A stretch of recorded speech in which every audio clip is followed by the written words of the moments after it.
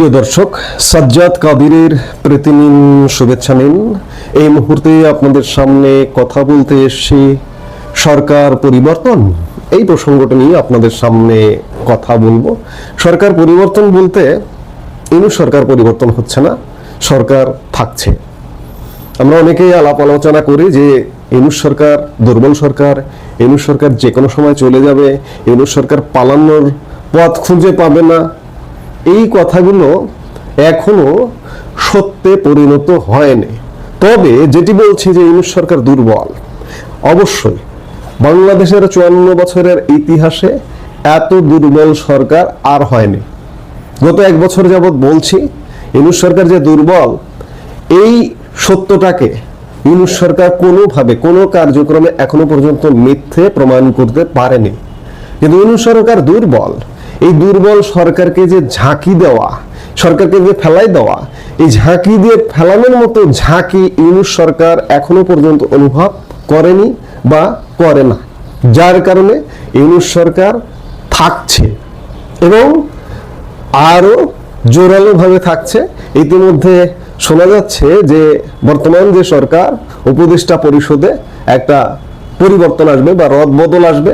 ছাত্রদের প্রতিনিধি যারা আছেন তাদেরকে সরিয়ে দেওয়া হবে তাদের দপ্তর থেকে, তাদেরকে সরিয়ে দিয়ে এমন হতে পারে যে নির্বাচন প্রস্তুতির জন্য তারা তাদের দলে যোগ দেবেন, তাদের দলে যাবেন।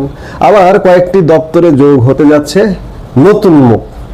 খবর এগুলো বলছে আগামী মাসের মধ্যে, অর্থাৎ অক্টোবর মাসের মধ্যে এই পরিবর্তন হবে বলে বাংলাদেশের একটি গণমাধ্যমকে এ কথা জানিয়েছে সরকারি সূত্র। অন্তর্বর্তী সরকার এরই মধ্যে পরিবর্তনের প্রস্তুতি নিয়েছে। দপ্তরের দায়িত্বপ্রাপ্ত কয়েকজন বিশেষ সহকারীকে রদ বদলের বার্তা দেওয়া হয়েছে। অন্যদিকে কয়েকজন উপদেষ্টাকে তাদের দপ্তর পরিবর্তনের ইঙ্গিত দেওয়া হয়েছে। 3টি কারণে এ ধরনের রদবদল বলে জানিয়েছেন সংশ্লিষ্টরা। প্রথমত, নির্বাচনের আগে মন্ত্রণালয়গুলোর কাজের গতি বাড়ানো। দ্বিতীয়ত, এরই মধ্যে কয়েকজন উপদেষ্টা নানা বিতর্কিত কর্মে জড়িয়ে গেছেন। দপ্তর পরিবর্তনের মাধ্যমে তাদের ইমেজ রক্ষা করতে চায় সরকার। আবার কয়েকজন উপদেষ্টার কাজের চাপ কমাতে কয়েকটি দপ্তরে নতুন মুখ আনতে চায়। সরকার ঘোষিত 2026 সালের ফেব্রুয়ারিতে জাতীয় নির্বাচনের আগে ক্লিন ইমেজ নিয়ে দায়িত্ব ছাড়তে চায় বর্তমান সরকার। এরই অংশ হিসেবে রদবদলের উদ্যোগ বলে জানানো হয়েছে। উপদেষ্টা পরিষদে বর্তমানে 22 জন সদস্য রয়েছেন। তাদের হাতে 41টি মন্ত্রণালয়, তাদের মধ্যে 2 জনকে সামলাতে হচ্ছে 3টি মন্ত্রণালয়ের দায়িত্ব, মোহাম্মদ ফজলুল কবির খান ও শেখ বশির উদ্দিন। এর মধ্যে প্রথমজন সামলাচ্ছেন বিদ্যুৎ, জ্বালানি, খনিজ সম্পদ মন্ত্রণালয়, সড়ক পরিবহন ও সেতু মন্ত্রণালয় ও রেলপথ মন্ত্রণালয়। অন্যদিকে শেখ বশির উদ্দিন দায়িত্ব পালন করছেন বাণিজ্য মন্ত্রণালয়, বস্ত্র ও পাট মন্ত্রণালয় এবং বেসামরিক বিমান পরিবহন পর্যটন মন্ত্রণালয়। এদিকে 2টি করে মন্ত্রণালয় সামলাচ্ছেন 10 জন উপদেষ্টা। সবচেয়ে বেশি 5টি মন্ত্রণালয় ও বিভাগ সামলাচ্ছেন প্রধান উপদেষ্টা ডক্টর মোহাম্মদ ইউনূস। তার অধীনে থাকা মন্ত্রণালয় ও বিভাগগুলোর মধ্যে রয়েছে মন্ত্রিপরিষদ বিভাগ, প্রতিরক্ষা মন্ত্রণালয়, সশস্ত্র বাহিনী বিভাগ, জনপ্রশাসন মন্ত্রণালয় ও ডাক, টেলিযোগাযোগ ও তথ্য প্রযুক্তি মন্ত্রণালয়।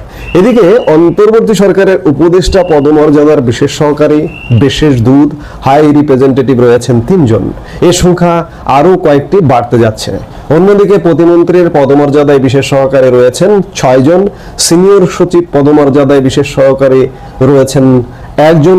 প্রতিমন্ত্রী পদমর্যাদার সংখ্যা না বাড়লেও তাদের দপ্তর বদল হতে চলেছে বলে জানান সংশ্লিষ্টরা জানান দপ্তর বন্টনে বড় ধরনের চমক থাকবে। কয়েকজন উপদেষ্টা ও প্রতিমন্ত্রী পদমর্যাদার বিশেষ সহকারীকে বড় মন্ত্রণালয় থেকে সরিয়ে দেওয়া হবে অপেক্ষাকৃত ছোট মন্ত্রণালয়ে। আবার বর্তমানে ছোট মন্ত্রণালয়ের দায়িত্বে থাকা উপদেষ্টা ও বিশেষ সহকারীকে দেওয়া হতে যাচ্ছে বড় দায়িত্ব। অন্যদিকে চমক হিসেবে থাকছে কয়েকজন নতুন মুখ।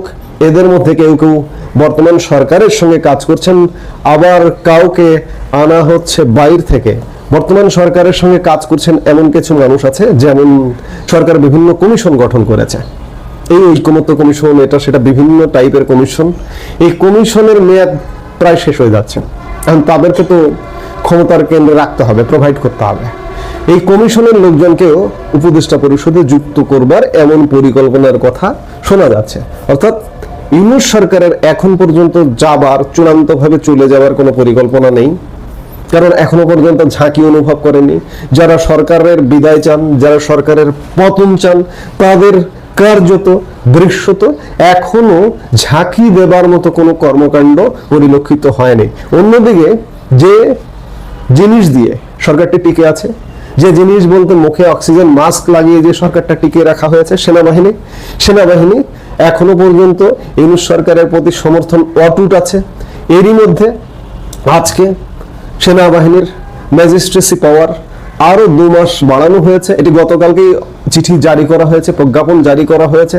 অর্থাৎ সবকিছু মিলে ইউনূস সরকারের এখনো যেভাবে বলছেন কালকে চলে যাবে, এখনো যাবার সময় হয়নি। ইউনূস সরকার, সোজা কথা, স্মরণকালের স্মরণাতীত ব্যর্থ সরকার, দুর্বল সরকার, ঝাঁকি অনুভব করছে না, নির্বিঘ্নে দিন পার করছে। নির্বিঘ্নে সব ইউনূস সরকারের যারা নেপথ্য শক্তি তারা সব দখল করছে।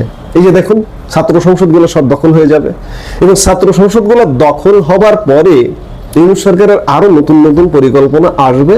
সেটি জাতীয় নির্বাচন কেন্দ্রিক। এই যে বললাম, জাতীয় নির্বাচন নিয়ে যে সংশয়, সেই সংশয় সন্দেহ আরো পরিষ্কার হতে পারে যদি না ঝাঁকি আসে। ইউনূস তুমি বিদায় হও, ইউনূস সরকার তোমার বিদায় হতেই হবে, এমন কোন ঝাঁকি যদি, জোরালো ঝাঁকি যদি না আসে, ইউনূস সরকার থাকবে এভাবেই নিভু নিভু করে বাংলাদেশকে ব্যর্থ করে দিয়ে থাকবে। কাজেই সরকার চলে যাচ্ছে এমনটা বলবার এখনো সময় আসেনি। সরকারে জাস্ট পরিবর্তন আসছে, পরিবর্তন আসতে পারে। এই মুহূর্তে এ পর্যন্ত।